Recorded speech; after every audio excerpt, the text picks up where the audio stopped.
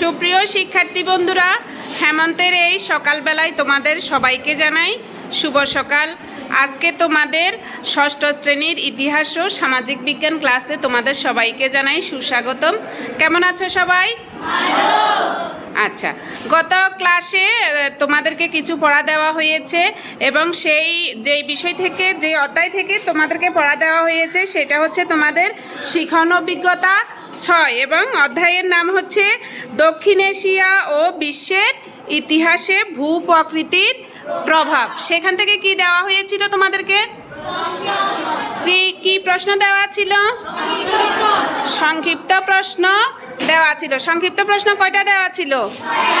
6টা সংক্ষিপ্ত প্রশ্ন দেওয়া হয়েছে এবং সেখান থেকে তোমাদেরকে 2টি প্রশ্ন কিন্তু আমি লিখতে দিয়েছি। দেখো বোর্ডে কিন্তু প্রশ্নগুলো দিয়ে দিয়েছি। দেখো, জীবাশ্ম বা ফসিল কাকে বলে? বিশ্বের 4টি প্রধান সভ্যতার নাম লিখো। কেমন?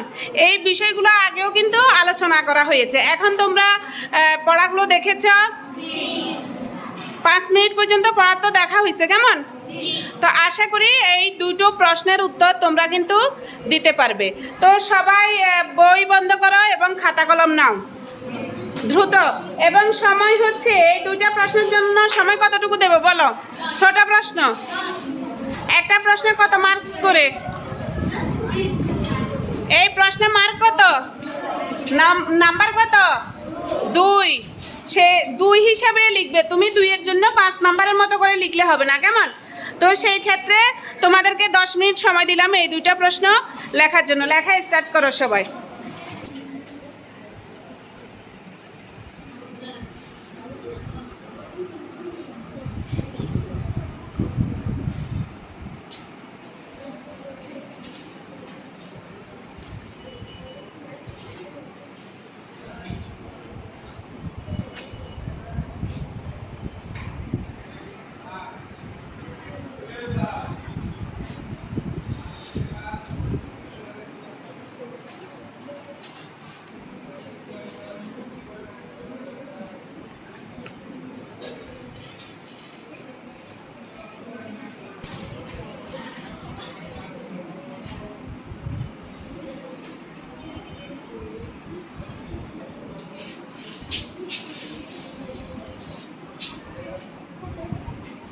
বানান ভুল আছে অনেক।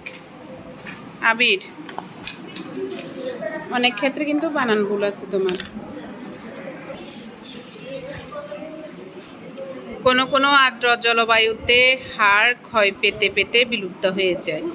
পরিবেশের উপর হাড় টিকে থাকবে কিনা তাও নির্ভর করে। এই ধরনের হাড় বা শরীর টিকে থাকা অবশেষকে জীবাশ্ম বা ফসিল বলে। বিশ্বের 4টি প্রধান সভ্যতার নাম: মিশরীয় সভ্যতা, গ্রিক সভ্যতা, হরপ্পা সভ্যতা, রোমান সভ্যতা। সময় কিন্তু শেষ। অনেকের লেখা কিন্তু কমপ্লিট হয়ে গিয়েছে। যাদের লেখা কমপ্লিট হয়েছে তারা নিয়ে আসো দ্রুত।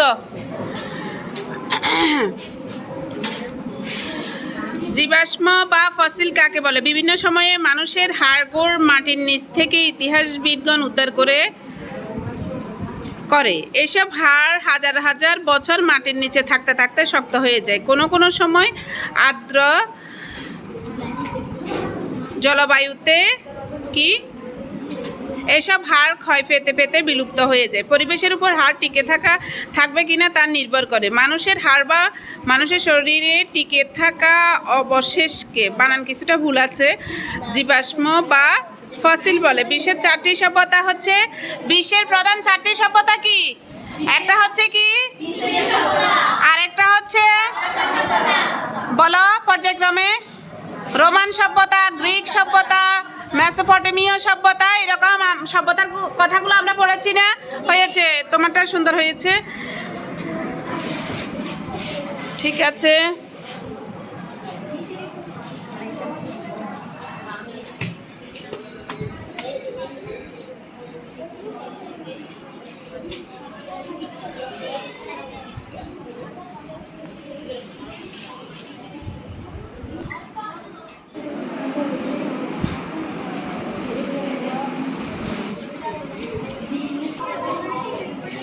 বসো।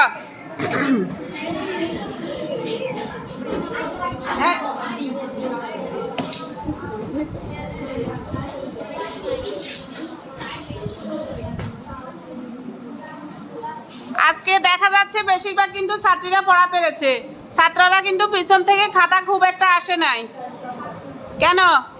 পরীক্ষা চলে আসছে না? পড়া কিন্তু শিখতে হবে, পড়া না শিখে আসলে শাস্তির ব্যবস্থা আছে।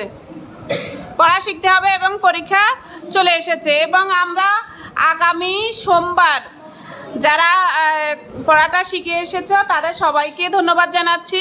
এবং পড়া শিখলে কার লাভ বলো তো? আর না শিখলে লাভ লস সবই কিন্তু তোমাদের না? এখানে ম্যাডামের লাভ লস আছে না? পড়া শিখলে তোমাদের লাভ, কিছু শিখতে পারতেছ। আর যদি শিখে না আসো সেই ক্ষেত্রে ফাঁকে কিন্তু তুমিই দিচ্ছ এবং এই ফাঁকে তোমাকেই পড়তে হবে, কারণ পরীক্ষায় অংশগ্রহণ করবে কে? কে করবে? ম্যাডাম করব? কারা করবে? তো সেই ক্ষেত্রে অবশ্যই তোমাকে সেই বিষয়টা খেয়াল রাখতে হবে। এবং আগামী সোমবার তোমাদের শিক্ষণকালীন যেই মূল্যায়ন, সেই মূল্যায়নটা আমরা আগামী সোমবার নেব। কেমন?